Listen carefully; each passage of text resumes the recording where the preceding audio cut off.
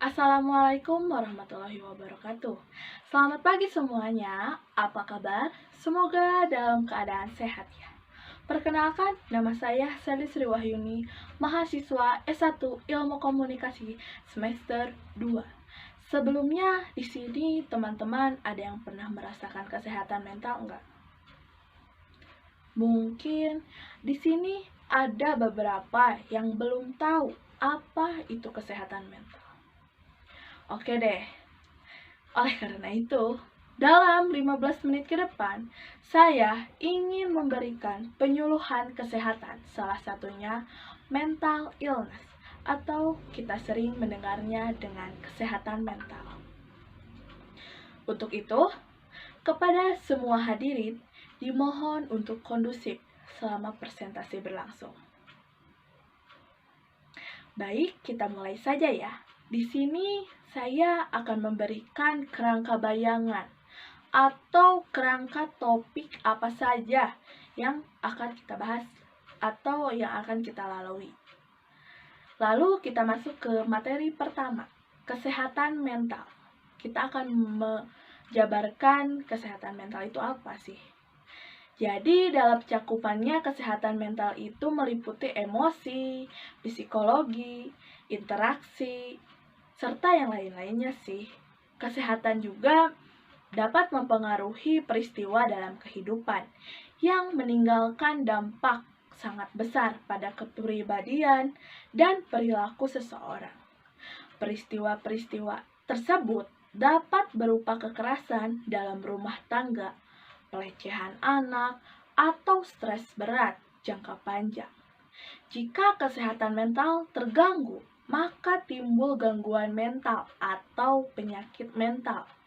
Gangguan tersebut dapat mengubah cara seseorang dalam menangani stres, berhubungan dengan orang lain, membuat pilihan baru, dan memicu hasrat untuk menyakiti diri sendiri. Takut bukan? Beberapa jenis gangguan mental yang umumnya ditemukan antara lain depresi, gangguan bipolar, kecemasan, gangguan stres pasca trauma, gangguan obsesif, kompulsif, dan psikosis. Beberapa penyakit mental hanya terjadi pada jenis pengidap tertentu, seperti postpartum depression, hanya menyerang ibu yang sudah melahirkan. Masuk ke dalam topik yang kedua, gangguan mental atau penyakit mental. Berikut dapat diawali dengan beberapa gejala, seperti yang pertama, perasaan sedih. Perasaan sedih yang berkepanjangan itu tidak normal. Jadi, kita itu sedih boleh sih, tapi jangan kepanjangan gitu. Jadi mengganggu gitu dalam keseharian. Dan faktor yang lainnya juga kesulitan untuk berpikir atau berkurangnya kemampuan berkonsentrasi. Karena bukan hanya mengganggu mental, konsentrasi dapat mengganggu hal lainnya seperti aktivitas sehari-hari. Dan poin selanjutnya, ketakutan, kekhawatiran, atau rasa bersalah yang berlebihan. Jadi agak cemas gitu ya. Dan selanjutnya perubahan suasana hati yang ekstrim. Jadi agak gitu. Agak gimana gitu. Jadi mikirnya keras. Lalu lelah yang berkepanjangan. Mungkin teman-teman semua pasti bertanya-tanya, kok lelah termasuk ya? Dan ya, karena badan kita sedang capek, jadi otomatis pikiran kita itu buyar, jadi ikut kacau. Lalu kita masuk ke poin yang ketiga, penyebab kesehatan mental. Penyebabnya yang pertama, adanya kekerasan pada anak-anak atau riwayat dari waktu dia lahir dulu. Yang kedua, mengalami kehilangan atau kematian seseorang yang sangat dekat. Yang kedua dan yang selanjutnya, stres berat yang dialami dalam waktu yang lama. Lalu terisolasi secara sosial, atau merasa kesepian. Dan yang terakhir, tinggal di lingkungan perumahan yang buruk. Itu juga memicu sebuah kesehatan mental. Lalu kita masuk ke faktor yang keempat, atau poin yang keempat, faktor resiko gangguan mental. Yang pertama, perempuan memiliki risiko tinggi mengidap depresi dan kecemasan, sedangkan laki-laki memiliki risiko mengidap ketergantungan zat antisosial atau zat beralkohol. Dan selanjutnya, perempuan setelah melahirkan memiliki masalah di masa kanak-kanak atau masalah gaya hidup yang tadi saya sudah jelaskan sebelumnya. Memicu profesi yang memicu stres seperti dokter dan pengusaha. Dan memiliki riwayat anggota keluarga atau dengan penyakit mental. Jadi si keluarganya punya bawaan penyakit mental. Jadi turun-menurun. Memiliki riwayat penyakit sebelumnya. Untuk saat ini itu mungkin dilaluinya sama yang punya penyakit-penyakit terdahulu ya. Dan yang terakhir, menyalahgunakan alkohol atau obat-obatan terlarang. Mungkin yang menggunakan alkohol terlalu banyak gitu ya. Masuk ke poin kelima, pencegahan kesehatan mental. Pencegahannya yang satu, kita harus mempunyai aktivitas fisik dan tetap aktif secara fisik. Jadi kita harus punya aktivitas yang terus-menerus gitu. Lalu punya pikiran yang positif. Pokoknya di sini kita gak boleh negative thinking kayak gimana gitu, kayak terlalu over gak boleh gitu kan. Karena di sini kita harus menjaga pikiran kita agar tidak terkena lagi gitu. Lalu gimana sih cara mencegah kesehatan mental itu? Dan saya di sini ada beberapa upaya yang dapat dilakukan gitu untuk mencegah gangguan mental. Yaitu yang pertama, melakukan aktivitas fisik. Yang kedua, membantu orang lain dengan tulus dari hati yang paling dalam gitu. Memelihara pikiran yang positif dari yang sebelumnya. Memiliki kemampuan untuk mengatasi masalah. Mencari bantuan profesional jika diperlukan. Ya kalau kamu udah mentok, gak bisa mikir lagi, ya mungkin kamu harus pergi ke kayak psikolog gitu. Dan menjaga kecukupan tidur dan istirahat yang cukup. Lalu pengobatannya kayak gimana sih? Ini beberapa pilihan pengobatan yang akan dilakukan dokter dalam menangani gangguan mental antara lain. Beberapa pilihannya dilakukan oleh dokter dalam menangani kasus ini. Yang pertama, psikoterapi. Apa sih itu psikoterapi? Merupakan terapi bicara yang memberikan media yang aman untuk pengidap dalam mengungkapkan perasaan dan meminta saran. Psikiater akan memberikan bantuan dengan membimbing pengidap mengontrol atas pengontrolan perasaannya itu.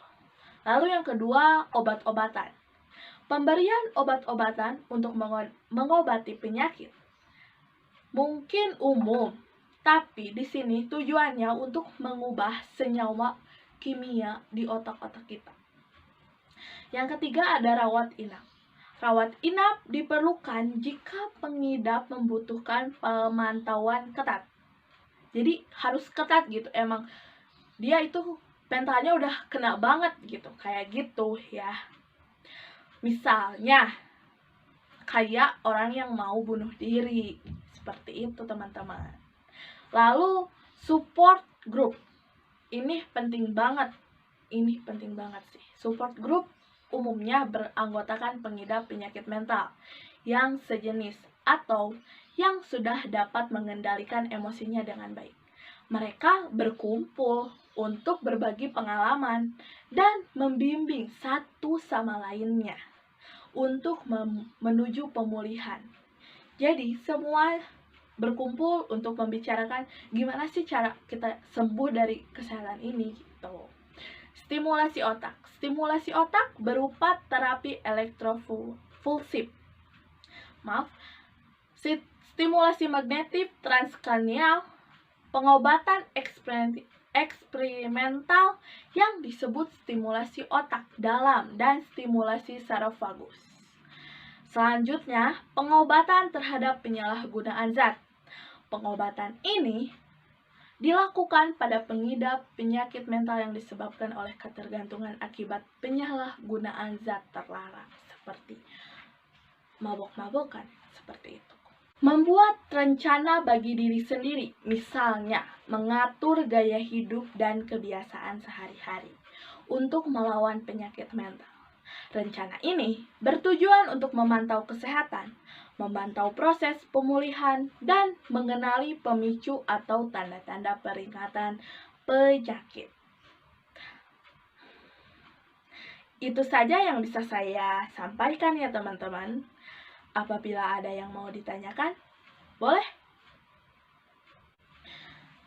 Tadi sempat lupa ya teman-teman. Di sini ada tips agar terhindar dari kesehatan mental. Yang pertama, sadari bahwa kecemasanmu adalah hal yang wajar. Jadi, cemas kamu jangan dipikir semakin dalam. Itu tidak boleh. Lalu, cari cara pengalihan. Seperti kalau misalkan kamu lagi sibuk, ya kamu cari gitu.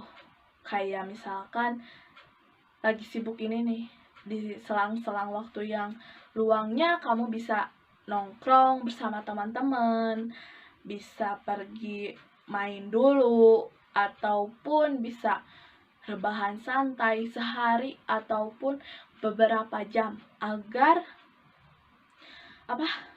otak kamu bisa ke refresh lah intinya. Bukan cara baru untuk berkomunikasi dengan teman-teman. Ya, kita sudah di akhir acara nih teman-teman. Gimana? Sekarang udah pada tahu kan kesehatan mental itu kayak apa? Mungkin saya simpulkan saja ya. Kesehatan mental adalah kesehatan yang dipengaruhi oleh peristiwa dalam kehidupan yang meninggalkan dampak yang besar pada kepribadian dan perilaku seseorang. Faktor utama terjadinya yaitu kalau kalian stres, tinggal di lingkungan buruk, serta memiliki riwayat sejak lahir.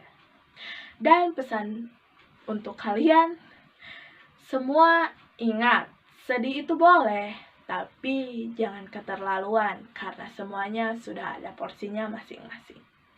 Mungkin cukup sekian, saya Sally Sri Wahyuni pamit undur diri.